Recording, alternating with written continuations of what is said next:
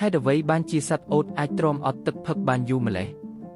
ធម្មជាតិតែងមានលក្ខណៈពិសេសរៀងខ្លួនចំពោះការរស់នៅនិងការបន្តពូជទៅកាន់ជំនាន់ក្រោយធម្មជាតិតែងបង្កើតសត្វនីមួយឡើងជាមួយនឹងរបៀបរស់នៅផ្សេងដាច់ដោយឡែកពីគ្នាទាំងនៅលើដីក្នុងទឹកឬនៅក្នុងអាកាសក្នុងនោះមានសត្វមួយដែលមានលក្ខណៈពិសេសបោះខ្លួនក្នុងការអត់ទ្រាំទឹកបានយូរនៅក្នុងទីវាលលំហក្តៅខ្លាំងពិបាកក្នុងការរស់នៅ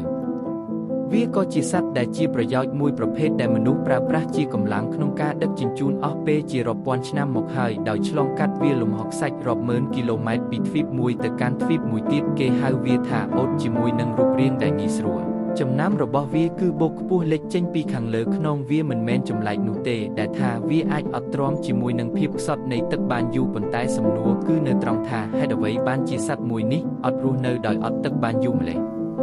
តាមពិតទៅបូករបស់សត្វអូតគឺជាកន្លែងដែលសត្វមួយនេះស្តុកទុកអាហារដែលខ្លួនប្រាណប្រើប្រាស់ជាធម្មពលក្នុងទម្រង់ជាមូលេគុលខ្លាញ់ស្រដៀងគ្នាជាមួយនឹងក្បាលពោះរបស់មនុស្សដែលអាហារនិងសារធាតុទឹកត្រូវបានចម្រាញ់ទុកនៅក្នុងសរីរាង្គបូករបស់វា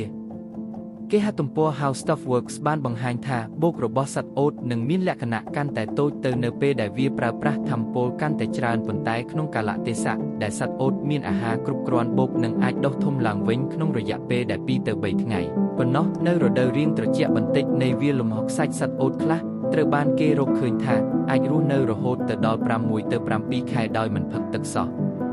តែទោះបីជាយ៉ាងនេះមែនអូតមួយចំនួនក៏ត្រូវការស៊ីរុក្ខជាតិដែលដុះនៅតាមវាលលំហខ្សាច់ដូចជាពូកដើមដំបងយក្សក្នុងការទាញយកសារធាតុទឹកខ្លះផងដែរពីព្រោះថាដើមដំបងទាំងនោះសម្បូរទៅដោយសារធាតុទឹកច្រើនណាស់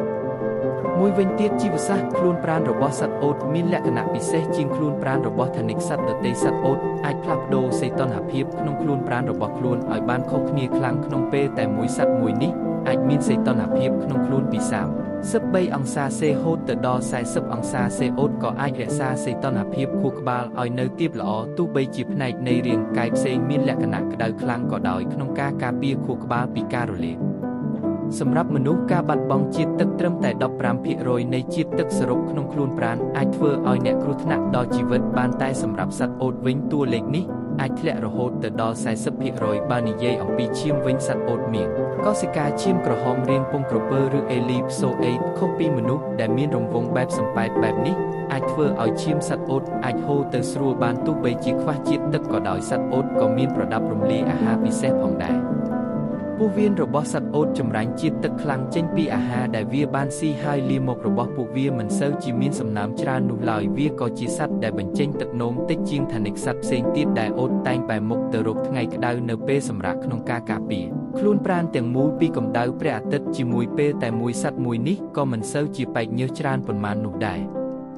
នៅពេលដល់ប្រភពទឹកសត្វអូតអាចផឹកទឹកបានរហូតទៅដល់113លីត្រក្នុងពេល13នាទីទាំងអស់នៅហើយដែលធ្វើឲ្យសត្វវាលខ្សាច់មួយនេះអាចរស់នៅកន្លែងដែលលំបាកខ្លាំងបានយូរនិងអនុញ្ញាតឲ្យមនុស្សធ្វើការស្រាវជ្រាវរុករកនិងកសាងអាណាចក្ររបស់ខ្លួននៅលើទឹកដីទាំងនោះតាំងពីរាប់ពាន់ឆ្នាំមុន